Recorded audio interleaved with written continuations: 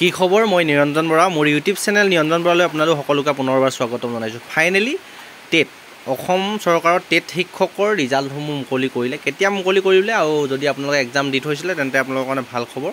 কেতিয়া ৰিজাল্ট চাব পাৰিব, কেনেকৈ চাব, গোটেইখিনি তথ্য কম খুব কম সময়তে। আপোনালোকে ভিডিঅ'টো আৰম্ভ কৰাৰ আগতে মোৰ ইউটিউব চেনেলটো যদি এতিয়াও ছাবস্ক্ৰাইব কৰি ৰখা নাই তেন্তে ছাবস্ক্ৰাইব কৰি ৰাখিব, এনেধৰণৰ যিকোনো চাকৰি ৰিলেটেড আপডেটসমূহ পাই থাকিবৰ বাবে। আহক এতিয়া আমি ভিডিঅ'টো আৰম্ভ কৰোঁ।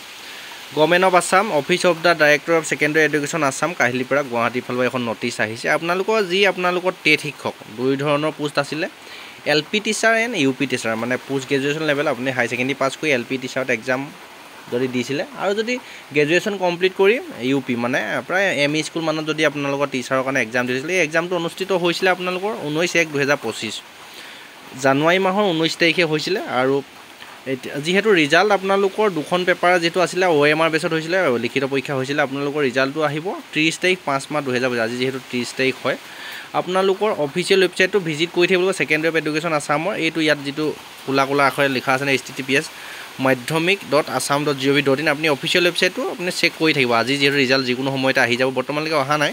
আপোনালোকৰ ইয়াত কেণ্ডিডেটৰ কি লগ ইন কৰিব লাগিব কৈছে, এপ্লিকেশ্যন আইডিটো আৰু যিটো পাছপৰ্ট আছিলে সেইটো আপোনাৰ এপ্লাই কৰোঁতে যিটো দিছিলে এপ্লিকেশ্যন আইডি আছিলে, যিটো পাছপৰ্ট আছিলে সেইটো বহাই দিয়াৰ পিছত আপোনাৰ ৰিজাল্টটো পাছ কৰিছে নে ফেইল কৰিছে আপোনালোকে ধুনীয়াকৈ চাব পাৰিব। ইয়াত দিছে কেণ্ডিডেট হু পাৰ্চনেলি চিলেক্টেড ডকুমেণ্ট ভেৰিফিকেশ্যন, যিসকল চিলেক্ট কৰিব তেওঁলোকৰ ডকুমেণ্ট ভেৰিফিকেশ্যনৰ কাৰণে মাতিব। তাতে এডমিটটোতে উল্লেখ থাকিব ক'ত যাব লাগিব, কি কথা, গোটেইখিনি তথ্য তাৰ পৰাই জানিব পাৰিব।